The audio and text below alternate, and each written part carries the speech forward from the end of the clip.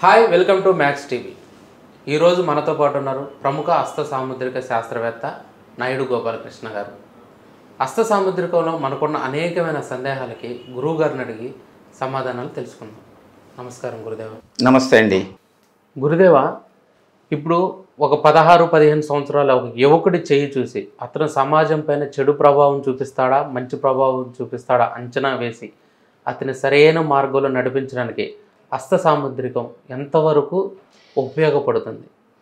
ఖచ్చితంగా ఒక వ్యక్తి తన యొక్క భావాల్ని తన మీద, కుటుంబం మీద, సమాజం మీద ఏ విధంగా చూపెడతాడు అనేటువంటి విషయాల్ని చెప్పి దాన్ని సరిచేసుకునేటువంటి అవకాశం గురించి, దానికి చేయవలసినటువంటి సాధన గురించి చెప్పేటువంటిది ఒక్క సాముద్రిక శాస్త్రం మాత్రమే. ఎందుకంటే ఈ సాముద్రిక శాస్త్రంలో 12 సంవత్సరాల వయసు వచ్చే వరకు లేదా 15, ఇప్పుడు 15 సంవత్సరాల వయసు వచ్చే వరకు కూడా ఈ రేఖలు యొక్క స్పష్టత క్లియర్గా ఉండదు. అలాగే మనిషి యొక్క ఆలోచన కూడా మీరు చూస్తూనే ఉంటారు. 15 సంవత్సరాలు అంటే 10th క్లాస్.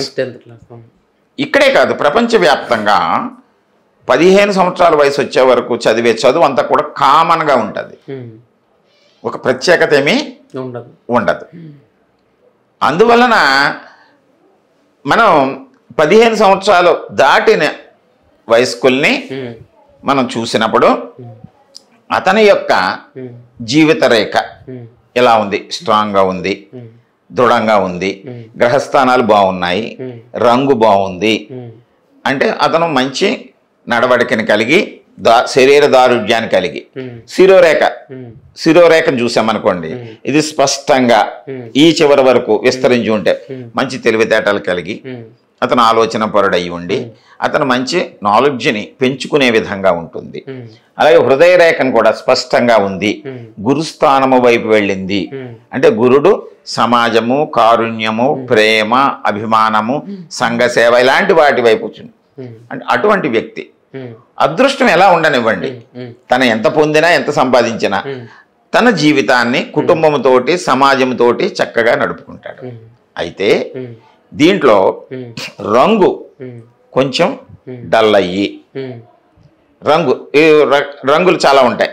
గులాబీ రంగు కాకుండా పసుపు రంగు కానీ, నలుపు కానీ, బాగా ఎరుపు కానీ ఉంటే ఏమవుతుందంటే, ఎరుపు ఉంటే ఉద్రేక స్వభావము, పసుపు ఉంటే అనారోగ్య స్వభావము, నలుపు ఉంటే ఒక రకమైనటువంటి వ్యతిరేక భావము ఉంటాయి ఆ వ్యక్తిలో.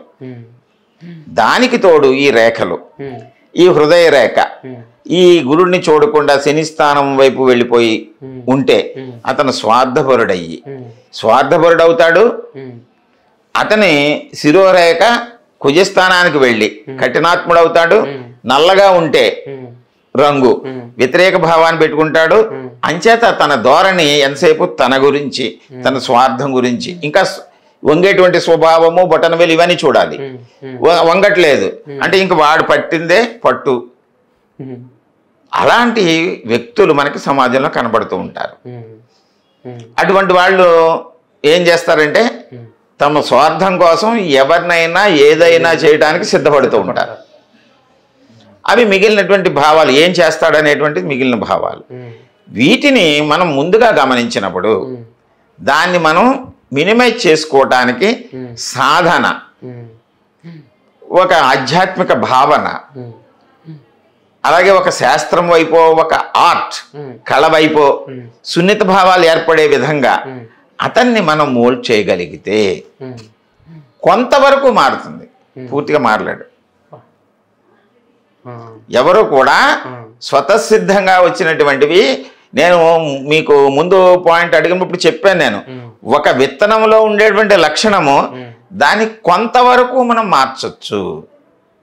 చీడపీడలు ఏమన్నా పడేలా ఉంటే దాన్ని మనం పెస్టిసైడ్స్ తోటి మార్చొచ్చు. పూర్తిగా స్వరూపాన్ని, స్వభావాన్ని మనం మార్చలేము. వ్యక్తి అయినా అంతే, పూర్తిగా మార్చలేము. దీనికి ఎవ్వరూ కూడా బాధ్యులు కాదు.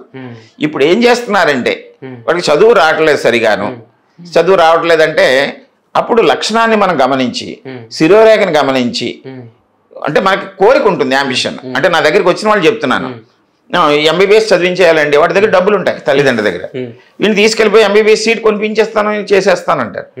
బై ఫోర్స్ బలవంతంగా వాడిని ఆ సైన్స్లోకి నెట్టుతారు. నెట్టిన తర్వాత ఏదో కష్టపడి మొత్తం మీద సీట్ రాకపోతే ఇప్పుడు మార్గాలు ఉన్నాయి కదా, వేరేగా డబ్బులు ఇచ్చి కొంటారు, లేకపోతే విదేశాల్లో ఎక్కడో చోట అక్కడికి పంపిస్తారు. అక్కడికి వెళ్ళితే మాత్రం వీడిలో ఆ బీజం, ఆ లక్షణం లేనప్పుడు ఏం చేస్తాడు, ప్రతి సంవత్సరం కొన్ని సబ్జెక్ట్స్ బ్యాక్లాగ్స్ అలా మొత్తం మీద దండయాత్రలు చేస్తూ ఉంటాడు. అలా కాకుండా ముందుగానే ఓహో నా దగ్గరికి వస్తూ ఉంటారు ఇంటర్మీడియట్ 10th అయిన తర్వాత, వీళ్ళకి శిరోరేఖ అంత బలహీనంగా ఉంది, లోడ్ ఉన్న సబ్జెక్టులు పెట్టకండి, నైస్గా ఉండేటువంటి పెట్టండి, తేలిగ్గా ఉండేటువంటి శాస్త్రాల వైపు మళ్ళించండి, అతను దాంట్లో పరీక్ష అవుతాడు. కానీ మనకి ఏమవుతుందంటే ఈ ప్రస్తుత మన సమాజంలో పోల్చుకోవటం ఇతరులతోటి, లేదా ఎక్కువ ఆశించటం, సామర్థ్యం ఎంత ఉందో తెలుసుకోకుండా, ఫౌండేషన్ ఎలా ఉందో తెలుసుకోకుండా పైన 10 అంతస్తులు వేద్దాం అనుకుంటే ఏమవుతుంది, కూలిపోతుంది. అదే జరుగుతుంది ఇప్పుడు. అప్పుడు వాడు ఏం చేస్తాడు, పెడవ మార్గాల్లోకి వెళ్తాడు. అక్కడ వెళ్ళిన మార్గం సరిగ్గా లేదు, అడు అవగాహన లేనప్పుడు ఏం చేస్తాడు, షార్ట్ కట్ల గురించి చూస్తాడు, తప్పుడు మార్గంలోకి వెళ్తాడు. అంచేత మనం ఇవన్నీ తెలుసుకోవడం ఎందుకు, శాస్త్రాలన్నీ.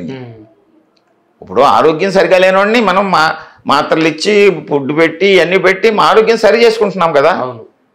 మానసిక ఆరోగ్యం సరిగ్గా లేనటువంటి వాడిని మనం కొంచెం తరిపేదిచ్చి సాధన చేయించి ఆధ్యాత్మిక భావాలని వాళ్ళలో మేల్కొల్పి వాడిని మెదడుని మనం సరి చేస్తే చక్కగా వాళ్ళు అభివృద్ధిలోకి వస్తారు, లేకపోతే సంఘ విద్రోహులుగా తయారవుతారు.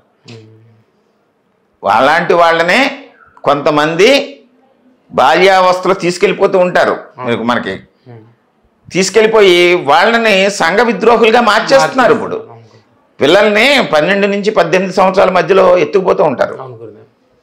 వాళ్ళని ఏం చేస్తారు, మోల్డ్ చేసి ఆ విధంగా తర్పీదిచ్చి వాళ్ళని అందులోకి తయారు చేస్తున్నారు. అలాంటి వాళ్ళని గుర్తిస్తారు, వాళ్ళు ఇర్రెగ్యులర్గా ఉన్న వాళ్ళని గుర్తించి తీసుకుపోతూ ఉంటారు. అంచేత మనం బాల్యంలోనే ఈ శాస్త్రం గురించి తెలుసుకుని చక్కగా మొక్కగా ఉన్నప్పుడే దానికి సరైనటువంటి పోషణ అందించామంటే మనం మంచి ఫలితాలను ఇస్తుంది. చాలా చక్కగా చెప్పారు గురుదేవ.